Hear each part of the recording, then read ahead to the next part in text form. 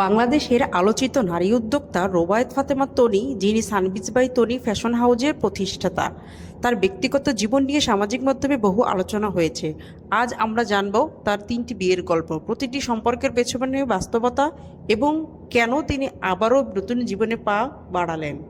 তনির প্রথম বিয়ে হয়েছিল একজন সাধারণ ব্যক্তির সঙ্গে, তবে এই সম্পর্ক টিকে নেয়। পারস্পরিক মতবিরোধ ও মানসিক অমিলের কারণে বিচ্ছেদ ঘটে। এই সময়টাই তনি ছিলেন ক্যারিয়ারের শুরুর দিকে এবং এই বিচ্ছেদ তাকে আরও দৃঢ় করে তোলে।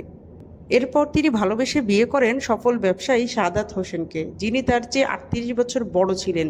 এই সম্পর্ক নিয়ে সামাজিক মাধ্যমে ব্যাপক সমালোচনা হয়, অনেকে গোল্ড ডিগার বলেও কটাক্ষ করা হয়, কিন্তু তিনি সবসময় বলেছেন ভালোবাসা থেকে এই সম্পর্ক। দুঃখজনকভাবে 2025 সালের জানুয়ারিতে ব্যাংককে চিকিৎসাধীন অবস্থায় সাদাত হোসেন মারা যান। তনি ফেসবুকে লিখেছিলেন, ব্যাংকক সময় রাত 3টা 3 মিনিটে আমাদেরকে সারা জীবনের জন্য একা করে চলে গেছে। আমি পারিনি তাকে বাঁচিয়ে রাখতে। কিন্তু এই তনি আবার তৃতীয় বিয়ের মাধ্যমে নতুন আলোচনার জন্ম দিয়েছেন। সাদাতের মৃত্যুর পর তনি ঘোষণা দিয়েছিলেন তিনি আর কখনো বিয়ে করবেন না এবং সাদাত রহমানের নামই বহন করবেন আজীবন। কিন্তু সেই প্রতিশ্রুতি ভেঙে তিনি তৃতীয়বার বিয়ে করেন যুক্তরাষ্ট্র প্রবাসী মোহাম্মদ শফিককে। এই বিয়ে নিয়ে আবারও শুরু হয় বিতর্ক। অনেকে বলেন তনি তার আগের স্বামীর প্রতি দেওয়া প্রতিশ্রুতি রক্ষা করেন নাই। তনির জীবনের এই 3টি অধ্যায় আমাদের শেখায় ভালোবাসা, প্রতিশ্রুতি এবং বাস্তবতার মধ্যে পার্থক্য আছে। একজন নারী উদ্যোক্তা হিসেবে তিনি যেমন সাহসী, তেমন তার ব্যক্তিগত জীবনও নানা চ্যালেঞ্জে ভরা।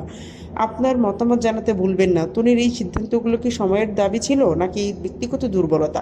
কমেন্টে লিখুন, সাবস্ক্রাইব করুন এবং প্রতিদিনের খবর ইউটিউব চ্যানেলটি আরও এমন বিশ্লেষণধর্মী কন্টেন্ট পেতে শেয়ার করুন।